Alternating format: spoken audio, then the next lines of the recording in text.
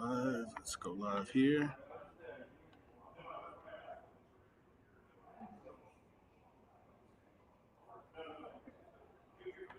Okay, it's one down. How you looking, Chef? One down, Okay. one down,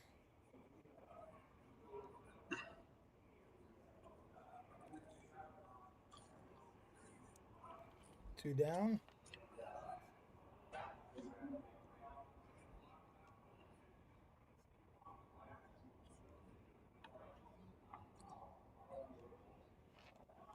What's up, buddy? What's happening, my friend? What's going on? I am in superstar mode today. I see this. So See? this is what episode is this again? Remind the viewers of this. This is episode what? Episode 22. Episode 22 on Roots, Heart, and And so, yes. Roots Our Soul podcast on Heritage Radio Network. I'm Todd, Chef Todd Richards, of course, the illustrious Chef Stephan. We're in the house. I'm in Chicago this week, out in 25-degree weather. I just ran back What's up, here. I did Chi-Town? What's the up, mile. Chi-Town? Hey, this is home. This is real home for me. So this Yes, is sir. great. Well, I Yes, can't say sir. Atlanta's home. I've been there long enough to know where all the Peachtree streets are. Nah, But what's going on with you? You're in Orlando, right? I know you got special feelings for Chi-Town. You know what I'm saying? Yeah, of course. So, I still say it's the most beautiful architectural city in the United States, and it's the number one food and location in and the and United and States. and created by a Yes, a a a wonderful young Haitian yeah, entrepreneur. yeah. Not named Chef Stefan, right? Okay. Just want to make sure Well, we clear. I don't I don't Make sure we I clarify don't that for the listeners, right? I don't have the skills to do that. Right. I do other things, but hey, we're happy to Yeah. be here tonight. All right. My, we're happy to be here tonight, and I'm extremely elated to receive this superstar young brother, who I've been following for the past few years. I would say, he has intrigued me in so many ways because he keeps popping in and out with some Haitian dishes in his Uh, repertoire. In yeah, his repertoire. I saw them pickles. I was like, oh, this is gonna be a Yeah. conversation. Oh, it's gonna be a conversation, baby. It's going to be a conversation. No, he's been Yes. popping in and out with some Haitian dishes here and there in his repertoire, and um, a chef who gives ode to Haitian culture and Haitian cuisine. I have to give love to. You know what I'm saying? So, it is what it I is. see you got your hat on and the glasses. So Uh, and yeah. and and and Already here. and And and I brought. This was a special gift right before I left Haiti, mhm. a month ago. I received the limited edition bottle, 160-year-old blend for the 160th anniversary of Babancourt. So, Okay. and this says Liberty, 1804 to 2024. So this is a beautiful bottle, Nice. blue and red. Uh, and I can tell you, when you open that stuff, man, All right. oh, I I mean, gotta take a sip. I mean, The roots. you got the glasses, you got Mm. the rum and everything like that. You're looking good, my friend. And in traditional Roots Heart Soul fashion on Heritage Radio Network, I just want all our lovely ladies out there listening. Stefan is looking very Oh handsome and Lord, oh dapper today, Lord. and he is still taking applications on the road to finding This the right lady. So Chef Eduardo, I got to tell you, this guy, my brother, I love him to death. Um, he's been trying to marry me, you I know. love it. So Hey so man, it's you hard know, out there. So let the brother do his job for you. it is hard out there for a pimp. You know what I mean? Let me look at that hat. Go ahead and oh, introduce the brother, man. We're gonna be here all day. Giving you a ladies and hard time. gentlemen, ladies and gentlemen, we're excited. I'm excited. This is a wonderful show, to receive a young brother, who has put his footsteps on the scene, on the food scene, not just on the black food scene, but on the food scene. He's put his stamp on Seattle, with an award-winning restaurant, and he's doing big things. Uh, so we're going to have a conversation, ladies and gentlemen. Welcome, Chef Eduardo Jordan. Thank you for Yeah. having me. Welcome to Roots Heart Soul Podcast on Heritage Radio Network. Good to see you, my friend. It's been a long time. Probably way too long. Way too long. Exactly. A lot of things have changed. A lot of things have remained the same. For our listeners, who are very familiar with you, just when Stephan posted that you were going to be on here, the likes and everything went up, so everyone is going to be intrigued about what's happening in your world, and, Totally. and how you are reinventing other things in the food world as well, because it seems that you are doing some very special things out there. So welcome to Roots Heart Soul. Go ahead and get that bio right quick, Chef Stephan, if you have it. Yes, Yeah. yes, absolutely. Excited. While he's looking for Here we go. Eduardo, are you still in Seattle? I'm in Seattle. Yeah. Okay. I just want to make sure. Go ahead, Stephan. Originally from St. Petersburg, Florida, ladies and gentlemen, but based in Seattle, Chef Eduardo Jordan holds a double degree from University of Florida. Go Gators. Go Gators. Go Gators, baby. In business and sports management, and a culinary degree from Le Cordon Bleu in Orlando, where I am right now, as a matter of fact.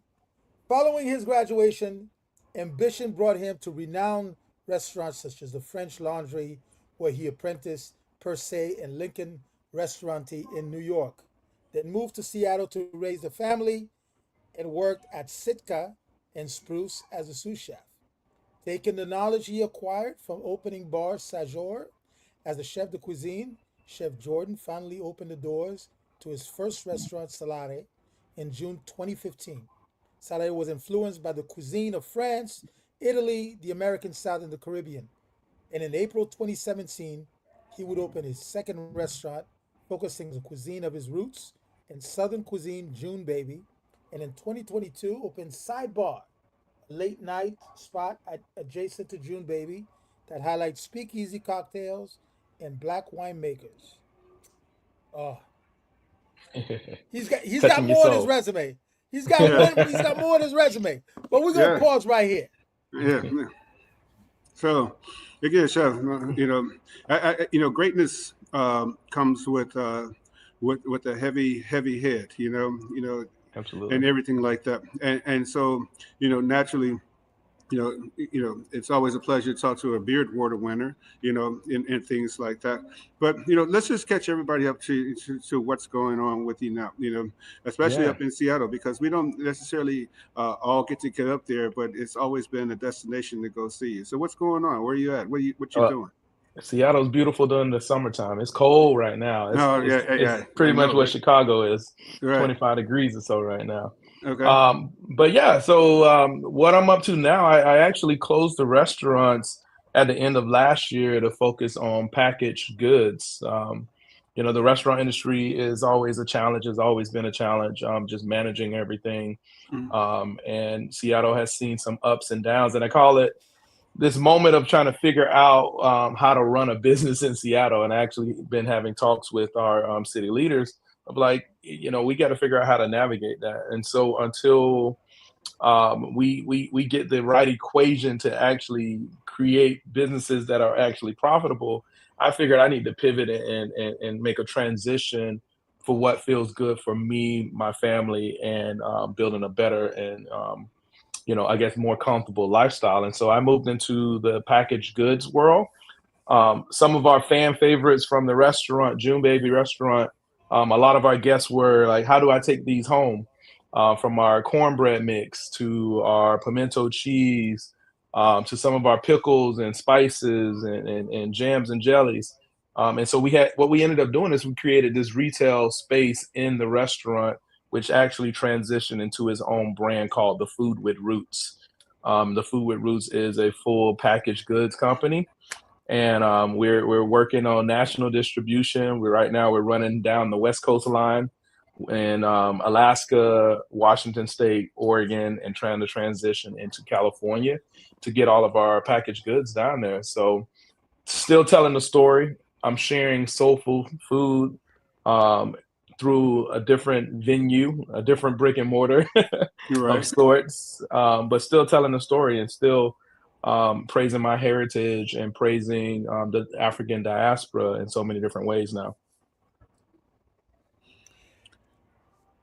Since Chef Todd jumped right into the conversation of you pivoting, Yeah. my question to you is, what was first the feeling that you had to deal with in because I know it was tough, It was. in closing your baby, um, and then what was the decision process, the thought that you put into pivoting into creating this new company, Hmm. that is still developing great products, great food, um, but for in a different kind of venue.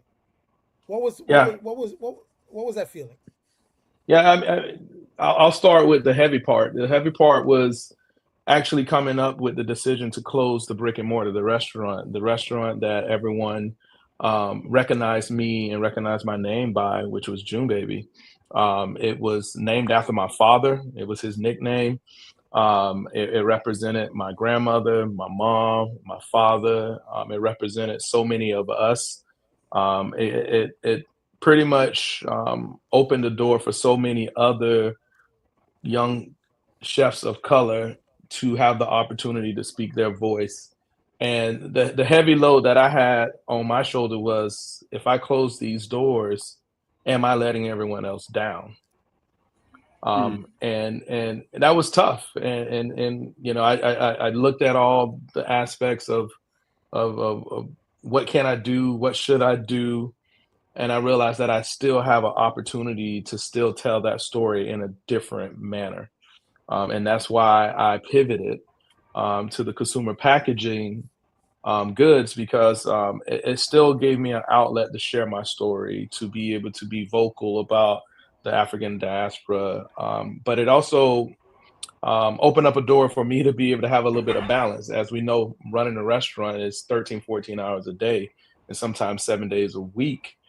So I was also trying to figure out this balance of family, work, being creative, and then also finding talent. And again, balancing all of those out and figuring out how to do it. I think this was the most. Um, I don't know what the word would be. This is the most appropriate route to still continue telling that story in the manner that I feel good about. So One thing, Chef, uh, I can honestly say that this is the happiest I've seen your face in a long time. You know, there's a calmness that you have, in just speaking with you. And believe me, and Stefan, us know, and as chefs, we carry one crown yeah, in operating the restaurant and carrying another crown on top of that in operating and running it and things like that. But also right. then the public relations is another hat, that we wear. But my question to you though, is just so that people could understand the transition between a restaurant and consumer goods. What are Hmm. the same kind of steps you do in order to make sure that the food that's consumed at home is equally as delicious and still represent you in the utmost, to tell the story not only of the African diaspora but also of who you are as a person. Yeah, good question. I think there's a few aspects to making sure what I'm creating is being received and delivered properly too, and more importantly. One, like the key thing that I always learned as a chef moving up the ladder was, if you start with bad ingredients, you're going to end with bad ingredients. So point blank is, like, I wanted to support local farmers, small producers with everything that I do with my product line. Two, I wanted to make sure there's still a story with everything that I do. from the ingredients that I use to the backstory of how this dish or particular product has been produced, like the pickles. We talked about that. Mhm. Pickles was not popular. Pickles have never really been popular besides in the Haitian culture. But now the New York Times even, publicized a little thing of what's trending in 2025, and pickles was on that list.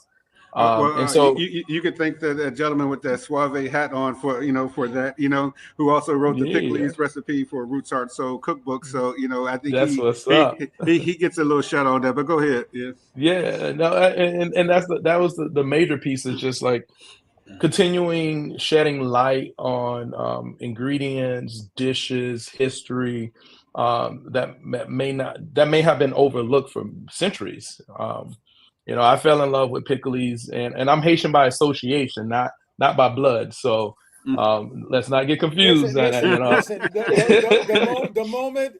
The moment you are associated, You you family. are adopted, my friend. Yes, You are yes, yes. adopted, my friend. Believe me, I got the honorary Haitian everything. I can't walk in it. I can't walk in New York. Listen, he was adopted the minute Yes, he stepped foot in on Haiti soil. there you Okay, go. I so mean, it's life changing. you are now, my friend, an adopted Haitian son. All right, Yes, yes. I So dub you. thank you. So being able to like take those stories, take those histories, and I don't necessarily call it like me putting a spin on it. Like I just want to present it. I want to get it its limelight. I want to give it its spotlight. I want to be able to shine light on it so others can actually be able to shine. Like I had a platform, and I have a platform to speak out on things, to be able to showcase things, to give others opportunities. And I still want to utilize that platform to help support the African diaspora. If it's from Brazil, if it's from the West Indies, if it's Africa to this America South, like I still want to be able to tell those stories, because those are all the foods that influence me in the way I eat and what I actually appreciate eating, because it's delicious. So I want to continue telling that story. Absolutely. Go ahead, Let Stephan. me first say thank you. Let me first say thank you. Thank you for um, not only taking something that certainly is dear to me, but for you to take, as a chef, take it on and putting it in a position to be seen is it. I have to say thank you. In 2010, Yeah. I launched the Haiti Food and Wine in the Haiti Food and Wine Festival in Very nice. 2011, the 1 year after the earthquake. And I have invited over 100 chefs from around the world to Bravo. come to Haiti. Bravo. Many of them non-Haitians, many of them non-Haitian chefs. And the best thing that has ever happened to me is that every single one of these chefs have become part of my family, but they Yes. have become ambassadors for Haiti. They have become Absolutely. ambassadors for Haiti, and you'll see Chef Irie from Jamaica making pickles or making pumpkin soup, and you'll Yes. see another chef doing the pickles or doing something else because they discovered something that Hmm. touched them deeply into their hearts. Yeah, it So resonates. for you to be able to take on one dish, two dishes, whatever it is, and highlight it and using your platform to say, hey, this is a beautiful thing from Haiti Yeah, is to me all I have to say is thank you. Um, absolutely. you know, Yeah, it's life changing. I spent about a week in Haiti, and it was at 2000, right at the beginning of 2020, I guess 2019, and like just putting my feet on the soil and stepping in the water, man. It's just like it got chills.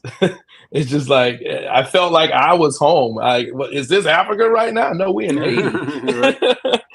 So yeah, it's something magical, and it's sad the light that Haiti is getting right now and all the struggle that it's going through.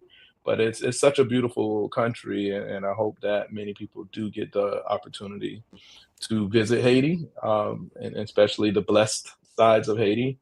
But hopefully we can work as a country here to actually help Haiti get back to where it should be, the powerhouse that it has always been for years. You've started a new company, Roots. Correct. Yep. The Beautiful food with name. roots. The food Beautiful with name. roots. Thank you. Tell us a little bit about the vision behind it. Obviously, you want to continue to tell your own story, but what's the bigger vision? What's Yeah. So the name actually came from I guess a branch of June Baby. Again, we had the retail outlet, but this was a slogan that we always used at June Baby. Food with roots. Like we always wanted to have food on our menus that had roots to it, had a story. It was deeply rooted, and able to just like really embrace the history of the food of Africa, the food of West Indies. And so with the transition, it's continuing that story. And what my bigger goal is diverse what grocery shelves look like in every store. When we think about like ethnic foods in a grocery store, there's usually one aisle that has like Hispanic, Latino, maybe some touch of um, West The the, Indies, the ethnic Nile. the ethnic aisle, right? Right. I want Mhm. to I want to change how that looks, because pickles should be right next to the sauerkrauts, right? Pickles should be right next to the fermented pickles and the cucumbers, etc. My pimento cheese should be right next to the hummus and the salsas and the dips, and not designated to the corner of the store where only a few people know about it. I want to be able to change what the grocery store looks like. Everyone has a favorite cornbread. We're not going to name it right now because my cornbread is delicious and should be everyone's favorite.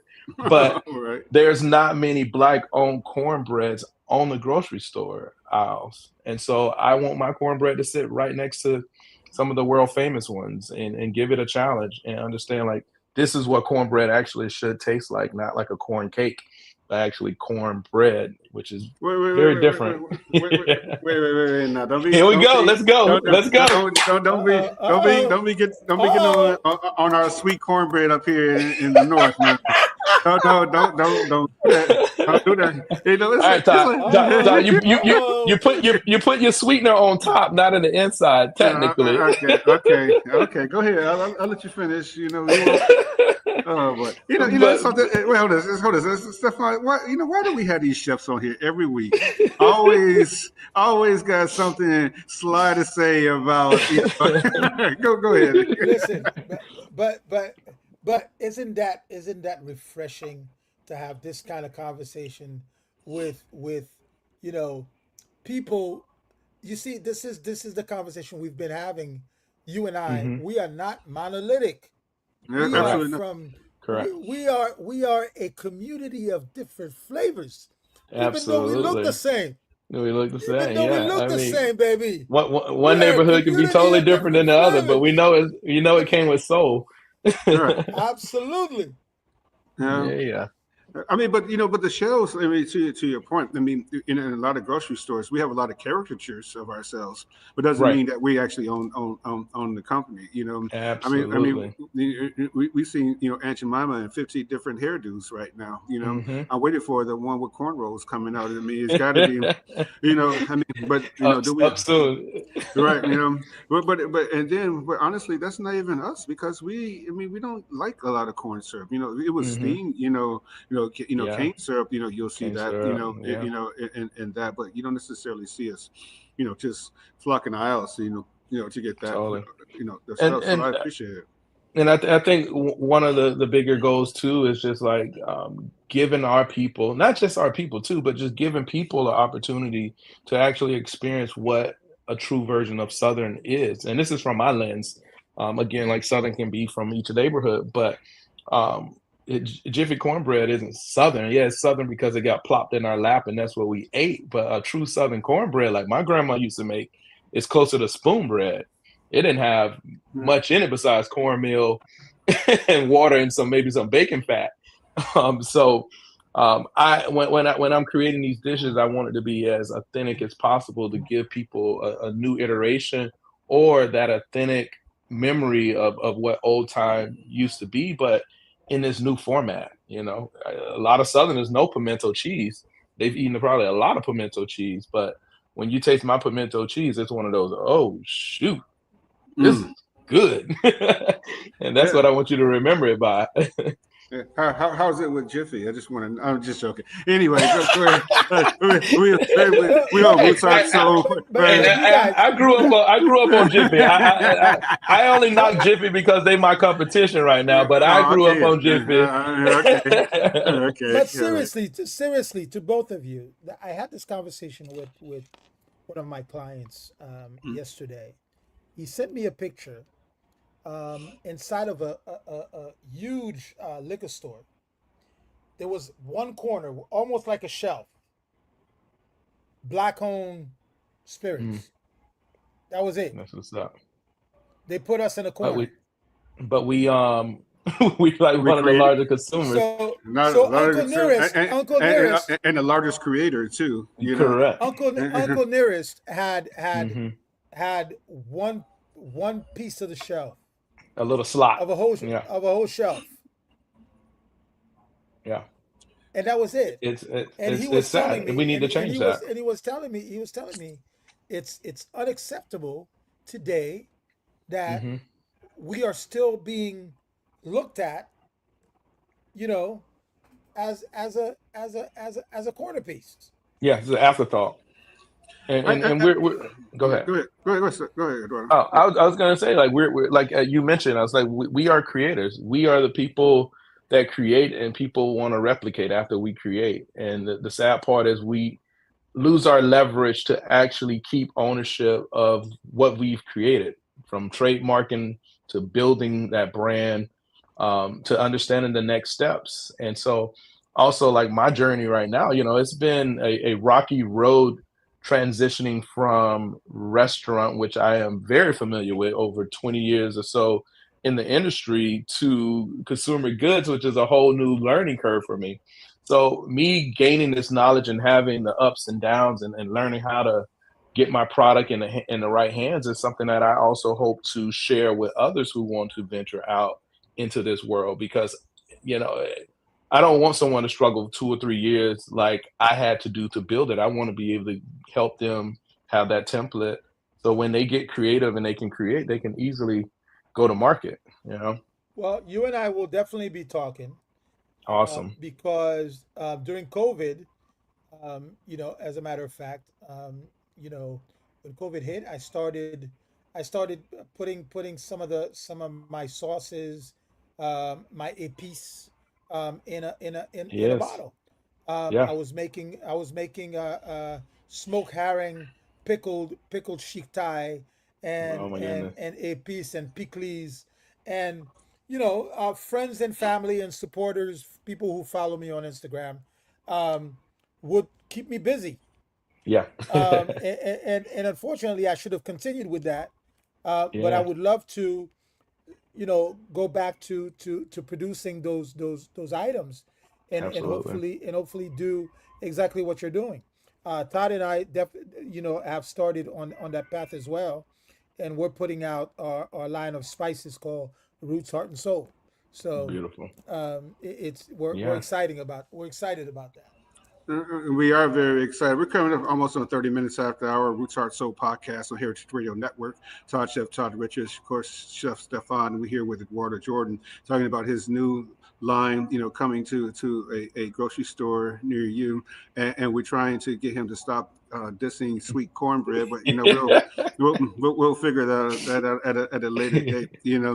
But there's room for everyone at our table, and maybe we're going to have a cornbread battle in the future. We'll figure it out as chefs. Eduardo, let's talk about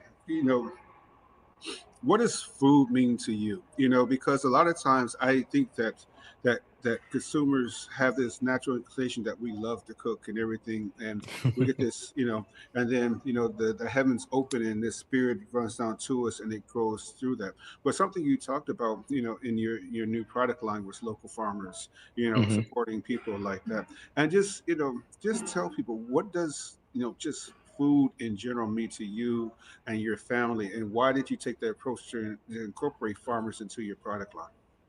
Yeah, I think moving to Seattle from the East Coast and from Florida, I gained a better appreciation of farmers, farm life, foraging, the ocean, the beautiful bounty of seafood that comes from here, because that was part of the Pacific Northwest identity.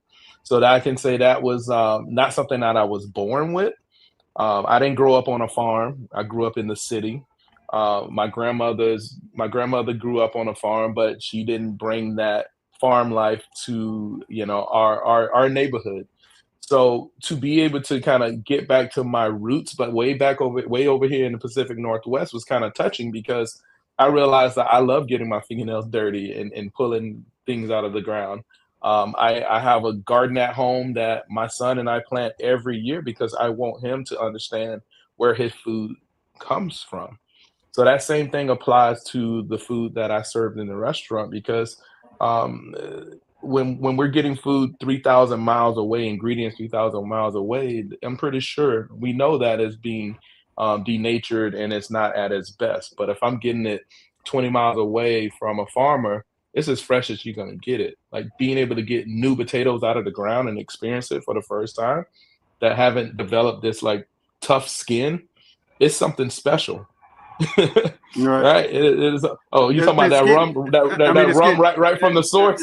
Right. I mean, a new potato, the skin is so thin when you get it fresh out So of the ground. You can just yeah, crack it open and eat it. correct. It's just Yeah. like go for it, right? Yeah, Right. and it's something special, and that's what I wanted to showcase on my restaurant menus. Is just like the bounty of beauty that we had at our fingertips. And I think the same thing applies to like other cities, other states, etc. It's like these resources are here. We just got to do a little bit of digging. We don't need everything coming on a big diesel truck, shipping to the back of our doors. Obviously we got to have a good business model, but being able to support those local farmers is kind of full circle. Being able to put a dollar back in your community keeps your community alive, and so it's the same cycle of life that I want to like preach in my business, in my lifestyle, and also to my family. My little son just learning, how to grow potatoes and how to plant carrots and pulling them up at the right time. And like my son is probably my biggest critic now, and probably one of the bigger foodies that I know because he knows what food should taste like. You Right. know, Seeing it from the ground to to the plate. absolutely. So, what's that rum you over there babysitting for our new listeners who just joined? You know. Listen. If you guys were here with me, it would be a Mm. different story. But hey, I'm gonna enjoy my beautiful bottle of rum, um, Yes. especially in this particular conversation. I have a very very weird question for you. You went to Haiti. Hmm. What was this? What was? Where did you go, and what was the experience like? I wish I would Yeah. have known you would come to Haiti. To be Yeah. honest, Yeah. Yeah. because we would have hung out a little bit, Totally. and show you around. But what was it like for you first, and then what do you taste when you're tasting that pickles? And then I'm gonna share a little secret with you. Very A nice. little Okay. a All right. little a little bit of sour orange Oh, inside of absolutely. it. There's no secret. You share the secret to everybody else. I know the secret. I know the secret. So I'll go a little bit on my Haitian experience and my association. My best friend is Haitian. Met him at the University of Florida. It was a love hate relationship. He was loud. He was obnoxious. He's everything, and I'm more like laid back and quiet. Yeah, he's Yeah, Haitian. uh-huh. So he's Haitian. He's the star of the show, and I'm like the opposite.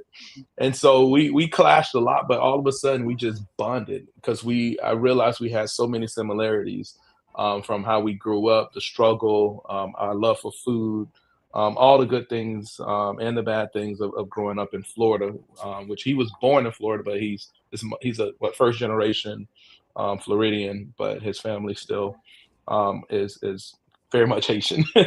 So with that said, my Haitian circle grew, and they decided to take we call it our family trip somewhere, and we went to Haiti, and it was about 8 of us, I think, and so we first landed in Cap Haitian, very luxurious, very oceany, very mystic land, I call it. It was just so peaceful. Absolutely. Absolutely. Beautiful waterfronts, the mountains. I guess you can call them mountains. It was just something special. It was so peaceful.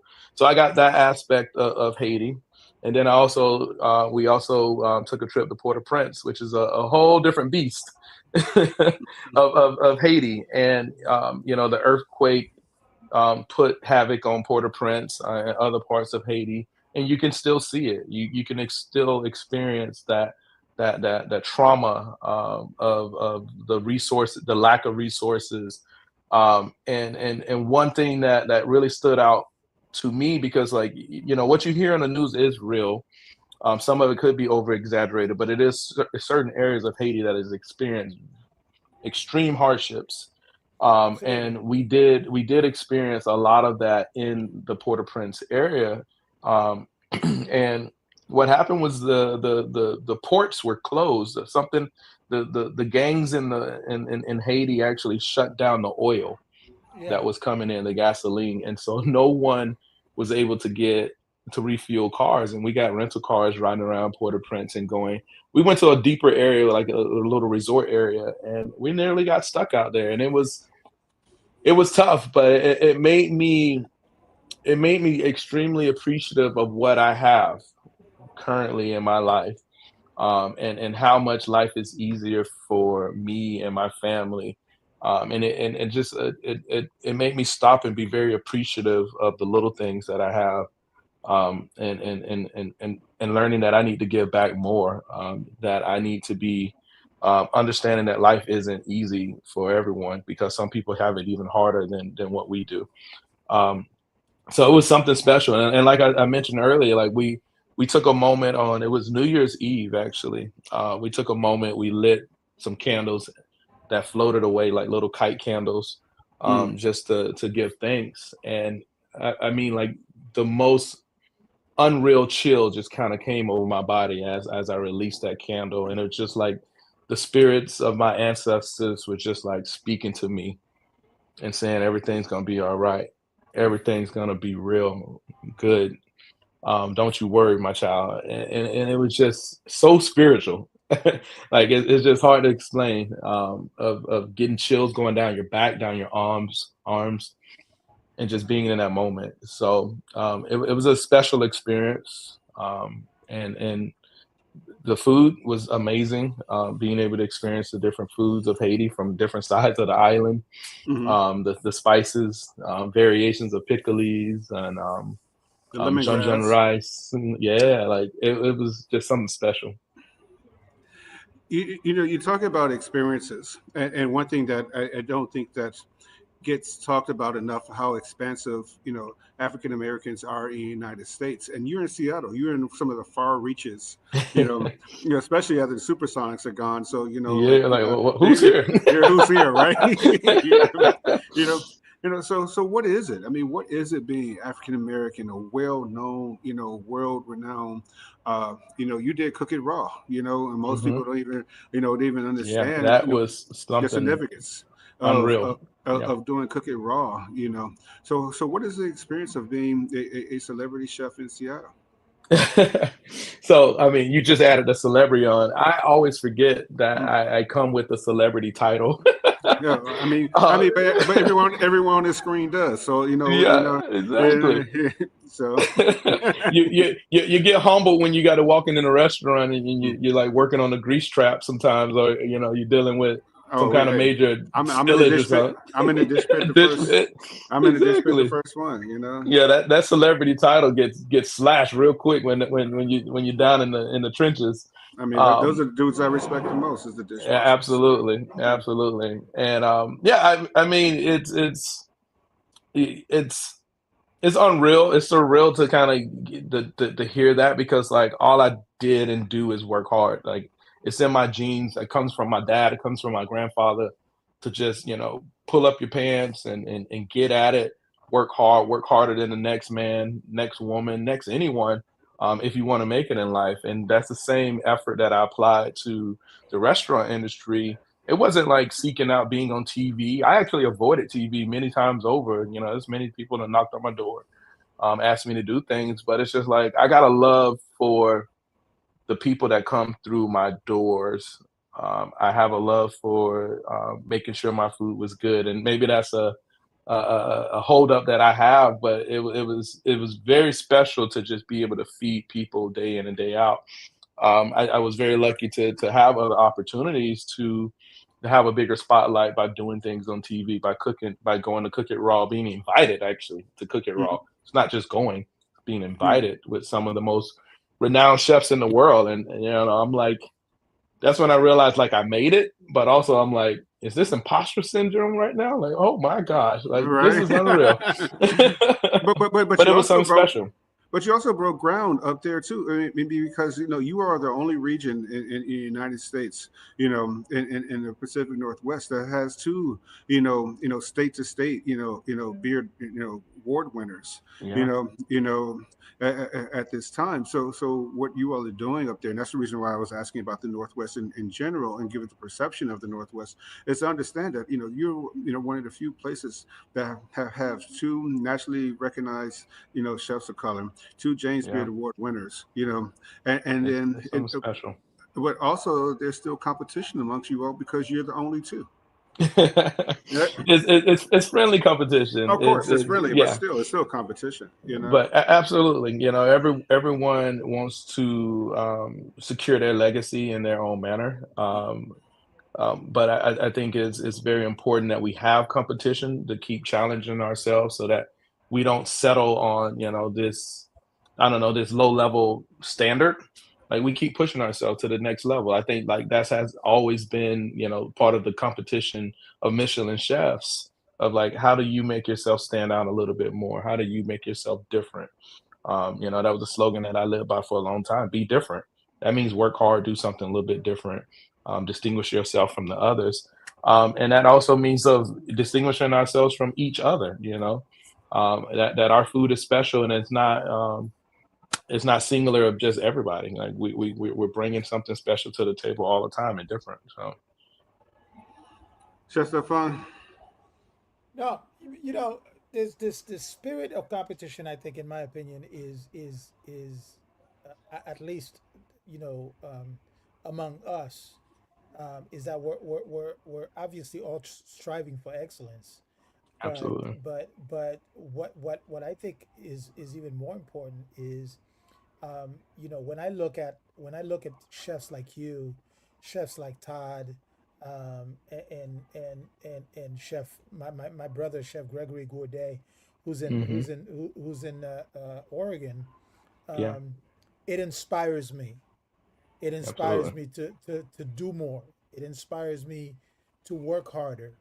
It inspires me to push myself to new heights, in my Yeah. opinion. And I think that's the competition that really that I look at and I strive for, is when I see you guys and I'm like, you know what, look at these guys doing beautiful things.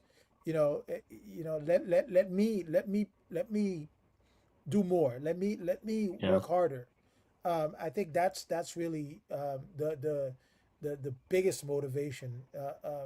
And I think one of the things that we need to continue doing is not only support each other and connect with each other, but push each other to higher levels, Absolutely. because our counterpart, even though they are in competition, this unspoken competition, they do just that. Absolutely. Take note. If not, we're gonna be always behind. But the thing that we should be always doing is inspiring each other. The people who are chasing us, the young guns, are equal counterparts. That we all gonna hit some kind of wall. It's a creative wall, some kind of crisis, loss of business, pandemic. But to see folks get back up and keep moving and keep climbing that mountain, that's inspiring. It's like, oh shoot, they're doing it. Let me get my butt up and get at the grind, because like Right. as much as I want to sit here and cry and whine of how difficult it is, it's like we all experiencing the same thing in different cities and in different levels. But to see someone get up after being knocked down or losing their business and creating the next, craze is pretty inspiring. You watch like Kwame. He lost two restaurants and now he's created two of the most successful restaurants on the East Coast now. And that's just getting back up and grinding, right? It's inspiring to see young chefs, old chefs, chefs of color just get at it still. It is. Todd, Chef Todd Richards, Chef Stephan, we're on Heritage Radio Network. I'd like to make sure that we give a shout out to one of our good network colleagues, Sam Ruby. His last episode was doing Bordeaux. He has the Grape Nation on Heritage Radio Network. He was doing 2022 Bordeaux, which I think is fascinating. He went to the Bordeaux tasting in New York City and tasted over 125 wines. I don't know how that, I didn't get an invite for that, but that's either here or there. But make sure you're listening to the Great Nation on Heritage Radio Network. Chef. You have this beautiful line of food, that you're doing. You're expanding down the West Coast. You want to get into California. We'll talk online. I got a couple of pathways for you to get to Yeah, expand into I California. would love But, that. you and you have your dishes and everything, and what the R&D is going well and everything. But one thing I think that chefs we do kind of hide ourselves in the kitchen, and people don't necessarily know who we are. I could tell everybody that Todd Richards and Chef Todd Richards are two totally different people. Yeah, you totally. know and things like that. So just generally, tell people, we got about 5 more minutes here. What do Hmm. you do in your off time? What makes you happy? What gives you inspiration? Who's the Yeah. person? Yeah. Well, my inspiration and who's the person right now in my life is my soon to be 11-year-old son. He's a chip off the block. He's a replica of me, and I'm just trying to feed him as much knowledge and inspiration that I possibly can. And that's in the kitchen, outside of the kitchen, in sports, in school. And it's just being the best father figure that I possibly can. And so that's what's inspiring to me. Yeah, yes, there's a ton of my peers out there doing amazing things, but when someone can step up and run a business, especially a food related business, and still come home and be a great father or mother, like, hey, that's next level. And that's what my goal has always been. When I first opened up my restaurant, I say I'm gonna bust my butt over the next 5 years, because I don't want to miss a soccer match. I don't want to miss a flute performance. I don't want to miss a basketball game. I want to be able to find the time and make the time to be there for my child. And I'm so proud of myself that I am doing what I set myself out to do, from day one of bringing someone into this world. So he is my inspiration. It's crazy to say that, but my little 11-year-old is my inspiration. It's not crazy to say, and actually, that's the narrative Not that we need to not at have all. more in Black America than ever before. Someone telling how great they are with their kids, and that's the reason why I asked the question, because I see it intimately. When you post and you talk about your son, so I want to make sure that everyone got to capture that, and Thank hopefully you. be an inspiration to other families around the globe. Go ahead, My Stefan. my Beautiful. my, my soon to be 21-year-old son is also doing amazing in the Air Force as an Yes. aviation mechanic.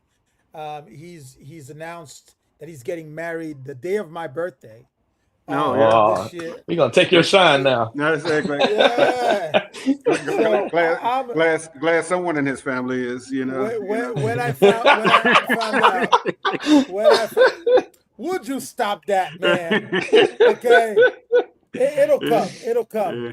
Chef, we're getting close to to the end of our show. Unfortunately, there's It so went much so more to talk fast. Oh about. my gosh, There's too so much much to to talk talk about. about. There's so Right. much to talk Yes, about, and specifically finding a date for you and Todd to get together.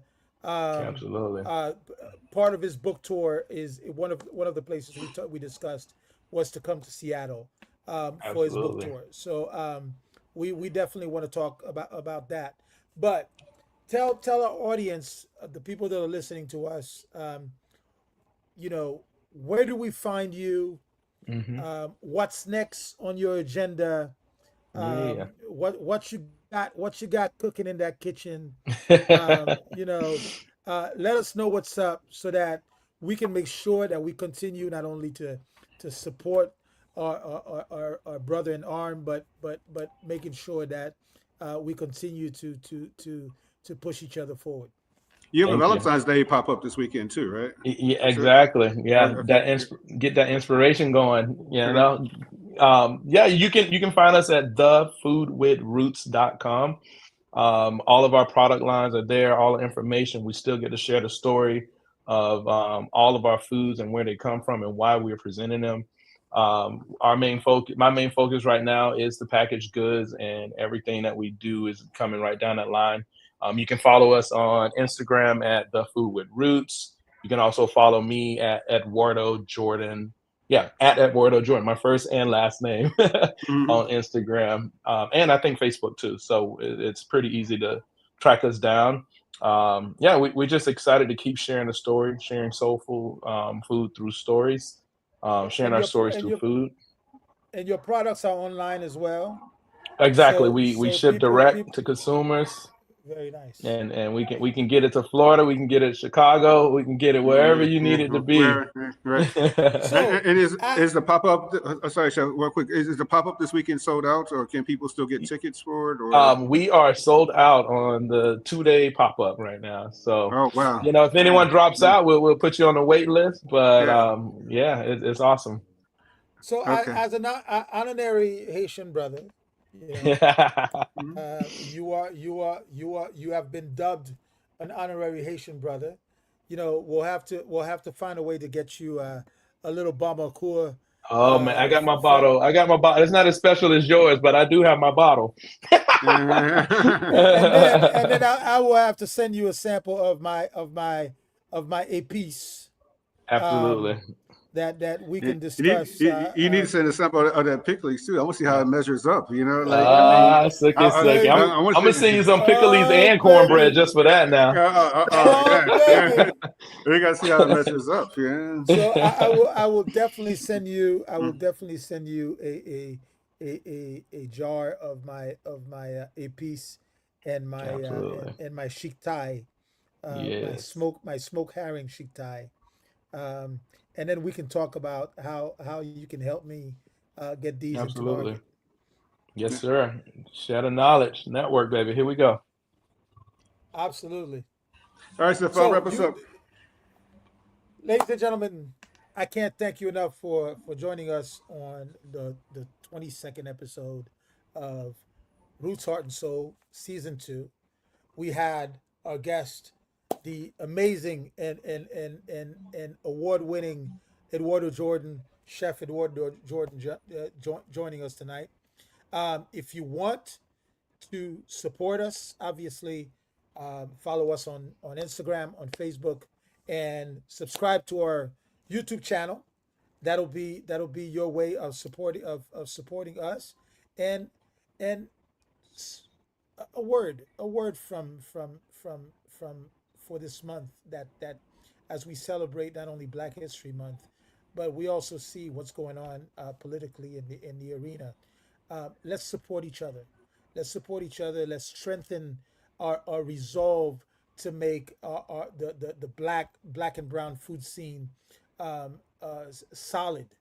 You know, we are better together than individually. You guys have no idea what we can do together.